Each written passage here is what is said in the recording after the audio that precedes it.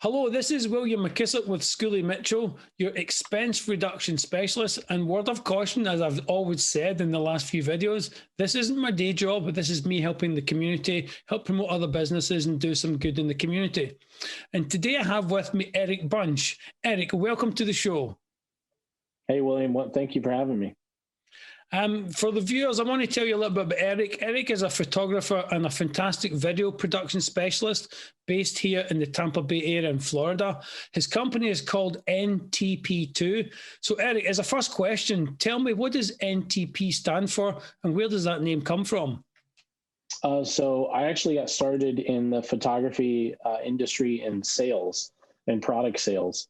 And so my grandfather started an independent photography store in 1972, and he actually worked at one in downtown Tampa. It was called Tampa Photography. And from the stories I've heard, the owner was not really everyone's favorite person.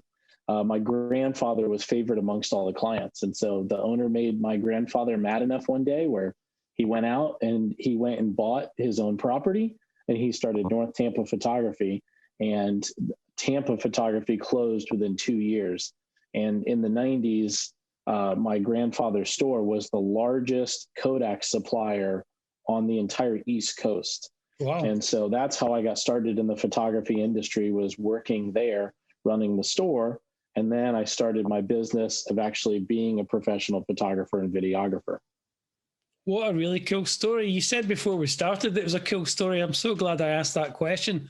So Eric, tell me a little bit more about what you do as a video production specialist. Explain to any viewers how it works. Yeah, so it's basically divided into two divisions. So there's the commercial side and then there's the personal side. So commercial side is headshots, marketing material, social media, product shots, maybe corporate events, award ceremonies. And then the personal side is family portraits, weddings, anniversaries, senior portraits, any kind of moment where they want that captured. So that's the two different divisions that I do. So what does the process look like from hiring your services to actually producing the materials, whether it be commercial or residential? Explain what that looks like right from the start into the end product. You know, I have a process that I like to do as far as how I take the clients through the process. But really, with constantly things that are adapting and technology adapting, you know, one of the first things I always try to do is I always try to talk to them verbally. And that's becoming a little bit different. So depending on the service, I might actually talk to the person, or they might just send me a message and tell me a date and give me a credit card and everything's good to go. But on the business side, on the branding side, which is where I spend a lot of my time these days, is basically the process is they reach out to me. We do a creative phone call. So what we do is I spend time researching them and their business, so that way I can learn what makes them unique. And then once we do the creative phone call, I've got a series of questionnaires that I ask them. And then that helps me to identify what their target market is, who's their best client, what part of town do they want to focus on, what kind of impression do they want to make on the community.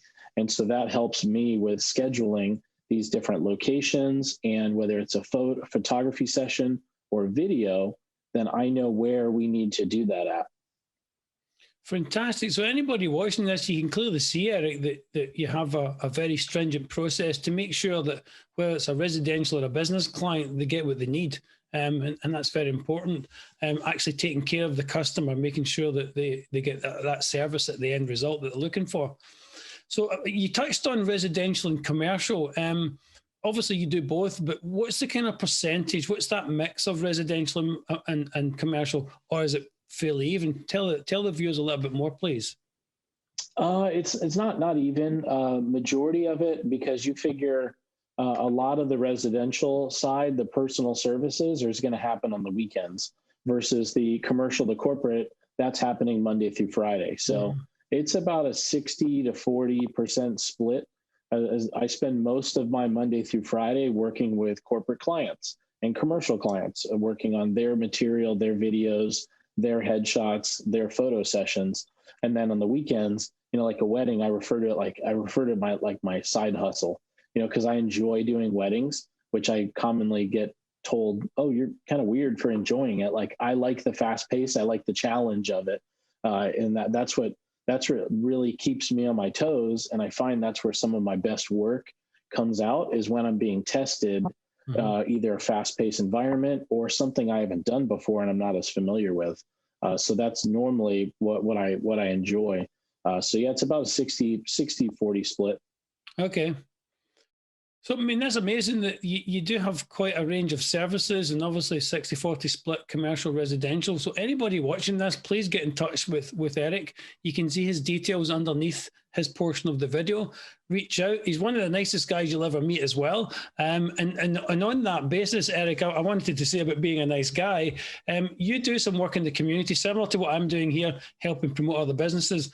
Can you tell the viewers a little bit more about yourself and what you're doing in the community? Yeah, so I tried to give back as much as I can. My dominant behavioral style is and personality styles, I like to give back. So I try to do that as much as possible. If I could, I would do it all day, every day. But somewhere along the line, my wife says, "Hey, you got to take care of these bills." So what I get involved is I'm doing a lot of videos similar to what you're doing with your show. People have been reaching out. They say, hey, you've got a presence on social media. Would you please interview me and do this? And since the kind of the start of the pandemic, I had actually started a couple of Facebook groups just to surround ourselves with positivity. And so I spend some time connecting people with that. And then I also serve on the board for the Tampa Firefighters Museum. My brother was a Tampa firefighter. Lost his life in 2015 due to illness. And so I try to give back, and the fire community was really good to me and my family then during that difficult time. And so I spend a little bit of time giving back to them at the fire museum. Fantastic. So anybody watching this show, again, please, Eric's details are right underneath him, but you can hear Eric speak. You can tell he's genuinely one of the good guys. He's one of the nicest guys you'll ever meet, but he's also an absolute expert in his field of photography and video production. So I really encourage you, if you want that kind of service, you need that kind of service, you won't look any further than getting Eric's services on board with you. So, Eric, thank you very much for coming on the show. I really appreciate it. I couldn't do this without you, and I know you're doing something similar, so you understand. So, thank you very much. It's most welcoming to have you here. Thank you, William. And now I will hand it over to Dave for the weather.